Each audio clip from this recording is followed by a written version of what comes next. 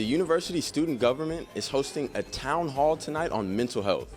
I'm Hunter Patterson, and I'll be back with more on what USC is doing to normalize mental health on college campuses. Adderall, alcohol, and an addiction to nicotine. We talked to one USC student about how she turns to all three substances to cope with her anxiety and stress. I'm Chris Cheshire. And I'm Genevieve Glass. See It Live starts now.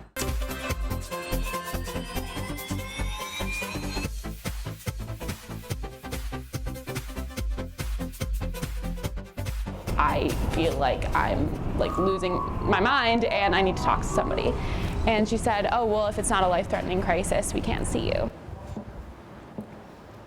USC Student Government is hosting its first town hall dedicated to mental health and well-being.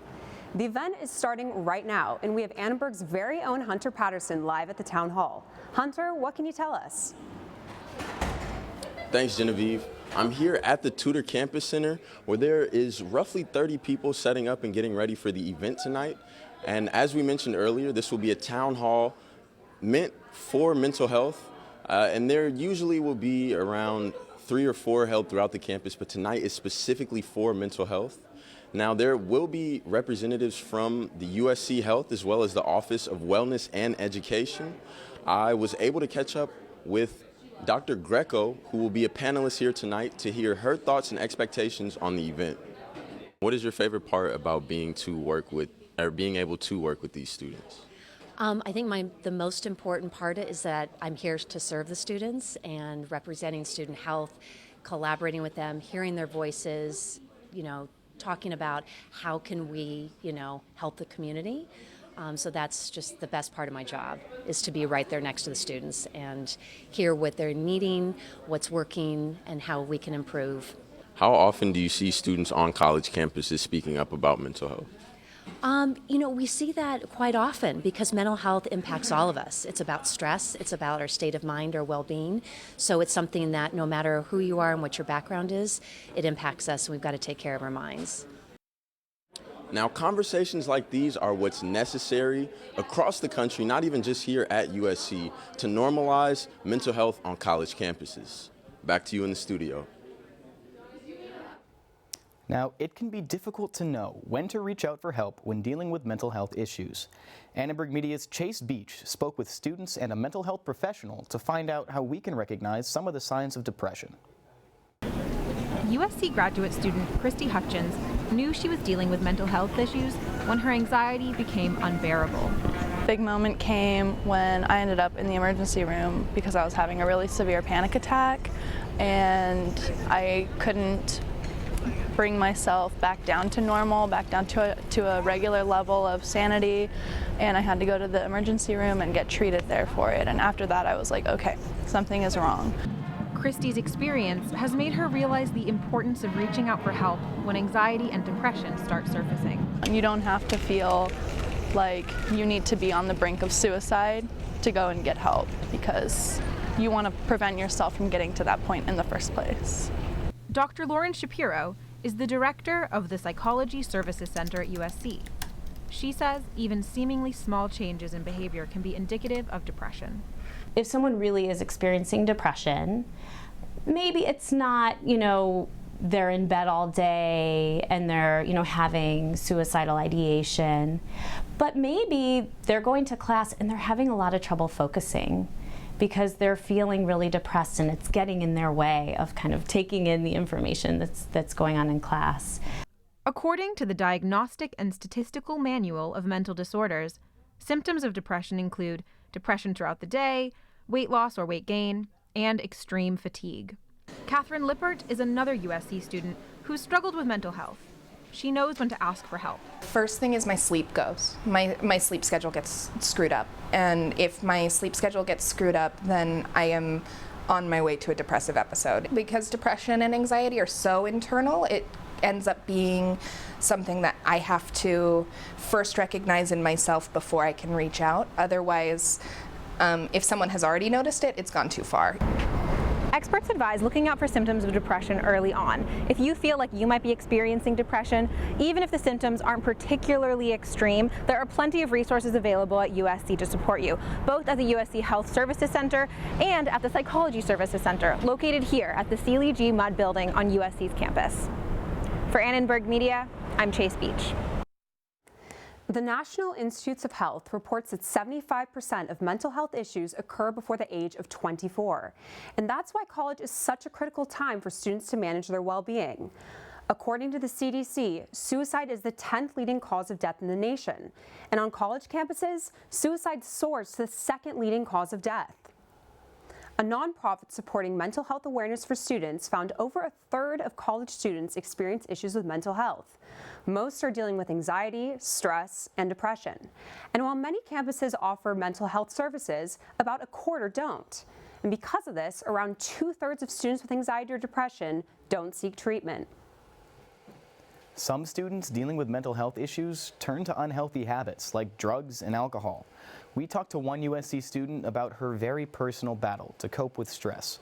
She asked not to be identified. I've taken, like, whenever I'm really stressed with school, I'll, like, find a friend who has a prescription of Adderall and I'll take it. I've smoked weed to, like, help me fall asleep after I take Adderall. It just can kind of, you know, people go out drinking after they, like, finish a midterm and, like, black out, which sometimes people are like, oh, it's just college, but, like, they definitely don't breathe healthier habits, and I definitely think it's a problem that, like, I feel like I can't study for, like, a final or write a 10-page paper without having Adderall. It's not something I do regularly for my homework, but, like, for those big projects, I definitely feel like I need it.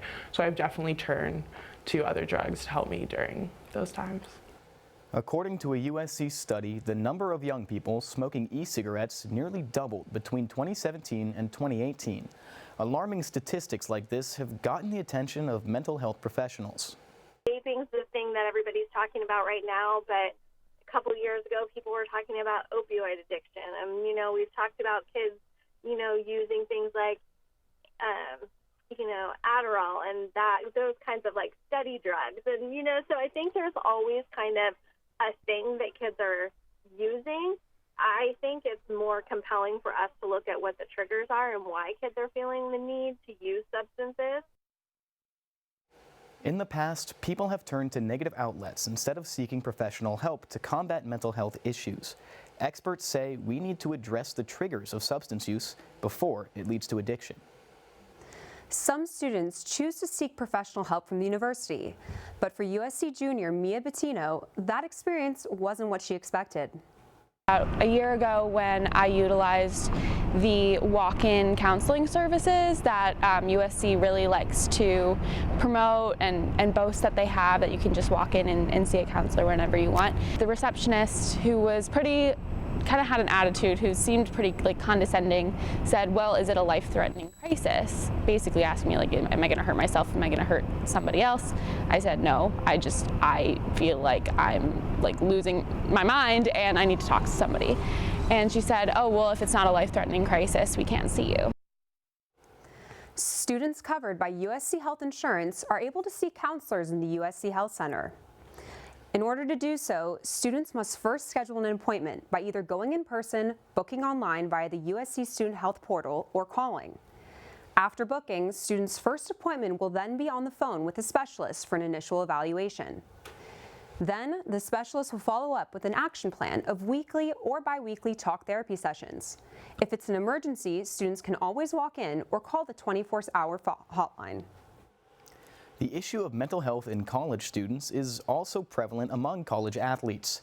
Annenberg Media's Kelly Miller takes a look at why. Former Trojan diver and U.S. Olympian Haley Ichimatsu was officially diagnosed with depression and anxiety in 2010. From a very young age, I felt like I had a lot of expectations on me, where I felt I had to be perfect all the time, and I had to be the best at what I did. Ichimatsu started as an undergrad at Duke, but transferred to USC after her freshman year, hoping for better mental health services. So the psychologist at USC, she really helped me. What she did was she gave me tools to recognize my what we called catastrophic thinking. Another former USC athlete and mental health advocate, Victoria Garrick, in a 2017 TED Talk, shared her experience dealing with anxiety. And I worried about my athletic performance constantly. On game days, I worried. What if I don't play well tonight? What if the coaches bench me? What if my passing sucks? What if I didn't study the scout enough? Sports psychologists say that kind of pressure is common among athletes. We really approach working with athletes from this holistic perspective. These are people first, and too often, and especially at a place like USC, that these individuals get seen for their sport or for their athlete identity. And a lot of the work that we do is helping people realize there's far more to them than only who they are exclusively in their sport.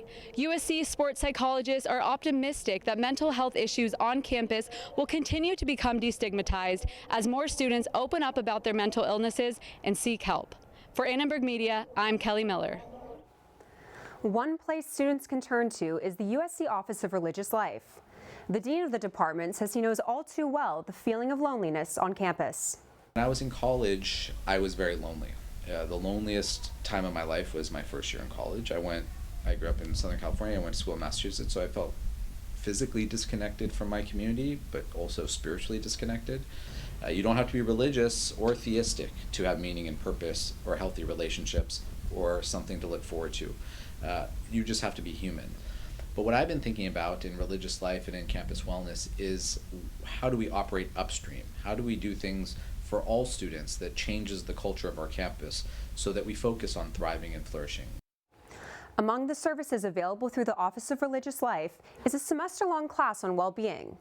And they're also working on addressing a virtual wellness assistant who will tell students where they can turn to for help.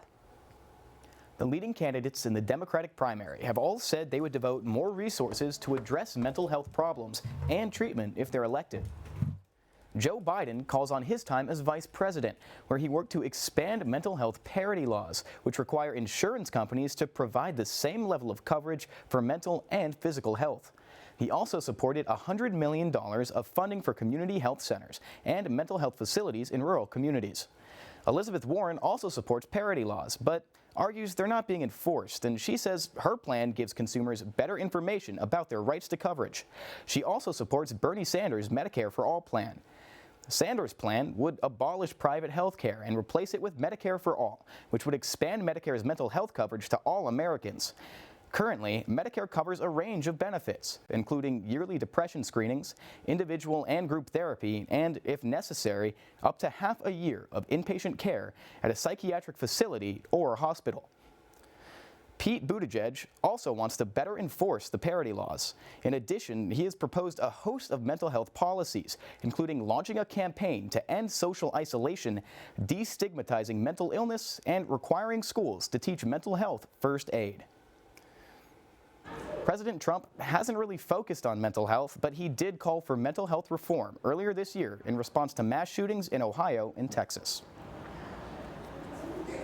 Student government was also behind the new fall break that took place last week.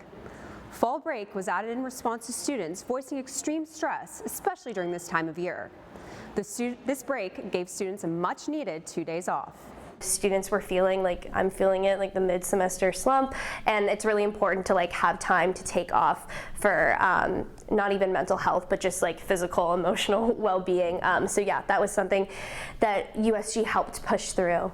The one thing I would like to see more, and it's on me too, is just making sure that we're having stakeholders in these issues and making sure the student voice is being reciprocated to administrators who are working on these problems.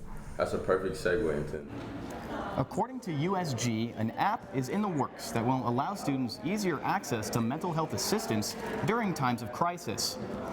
More details on the design and logistics of the app are still to come, but in the meantime, we asked students how they felt about using online therapy services. And a lot of students told us that, it would kind of be nice to be able to have easier access to mental health assistance. Yeah, but there were some who was saying that it seems a bit disingenuous and it forces them to be a little more distant from the provider. So, according to our Instagram poll this morning, 36% of respondents said they were comfortable using an online app and phone therapies. But an overwhelming majority of student respondents, 64%, say they were not comfortable with therapies in these formats. And some breaking news happening at USC now. The USC Vice President of Admissions and Planning is stepping down from her position. Dr. Catherine Harrington served in 10 years in her role as Vice President. and 5 years as Dean of Admissions. During her tenure, the USC acceptance rate went from 27% all the way down to 11.4%. Harrington will take a sabbatical and return to USC Marshall as a professor in clinical management and organization. Now let's go back to Hunter at the Mental Health Town Hall meeting. Hunter, tell us what's been happening so far. Thanks, Genevieve. Now, we decided to step outside because the event began just moments ago as USG Vice President Maheen Tassin began speaking. After that, there will be Dr. Greco and Dr. Leaks, and finally, Dr. Rosenstein will end the event just before the open forum session where students are allowed to voice their opinions and any concerns that they may have. For Annenberg Media, I'm Hunter Patterson. Back to you in the studio. Thank you, Hunter, and thank you all for watching See It Live. From everyone at Annenberg Media, I'm Chris Cheshire. And I'm Genevieve Glass. You can watch us on the web at uscannenbergmedia.com. Good night.